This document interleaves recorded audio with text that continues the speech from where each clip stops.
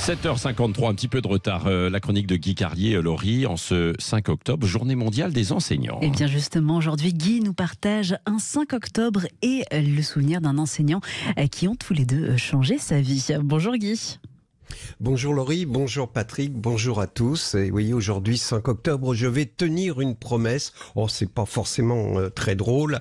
On est loin de nos bagatelles du body love, mais je dois tenir cette promesse. Et puis je n'avais pas le cœur à plaisanter après le match du PSG hier soir, au cours duquel Kolo Muani m'a fait penser à Monterland. Oui, je sais, la phrase peut surprendre. Laissez-moi vous expliquer ça. Ouais. Ça a un lien avec ma promesse. C'était un 5 octobre, oh là là, il y a longtemps, 40 ans.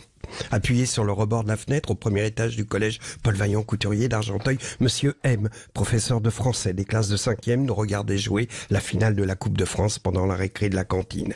C'était un prof atypique. On l'adorait car le soir après l'étude, il ramenait les élèves chez eux dans sa Simca coupé sport en fredonnant les chansons que ceux que les adultes appelaient avec mépris les yéyés.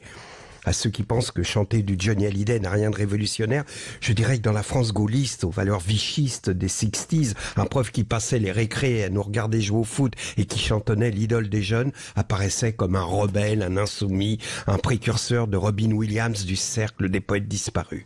Un jour qu'on remontait en classe après la récré, Monsieur M m'appela au tableau, me tendit une feuille, me demanda de lire le poème qui y figurait.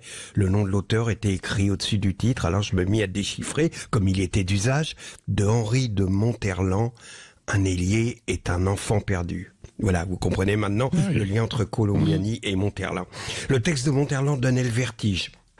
Monsieur M, professeur des classes de 5e au collège Paul Vaillant Couturier, venait de faire entrer la passion de la littérature dans nos âmes en se servant de notre passion du foot comme d'un cheval de Troie. Ce soir-là, en rentrant chez moi, comme chaque jour, j'écoutais Salut les copains et Daniel Philippaki nous fit écouter le premier disque d'un groupe qui, selon lui, allait révolutionner la musique. Ce disque qui sortait ce 5 octobre, c'était Love Me Do des Beatles.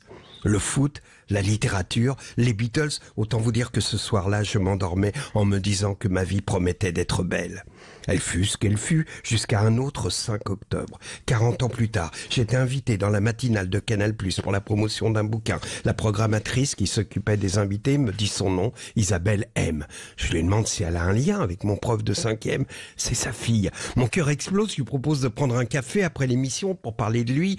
Et je lui raconte avec enthousiasme l'importance de son père dans ma vie, lorsqu'il nous expliqua que le sens de la vie, c'était la quête de la qualité, mais elle restait de marbre.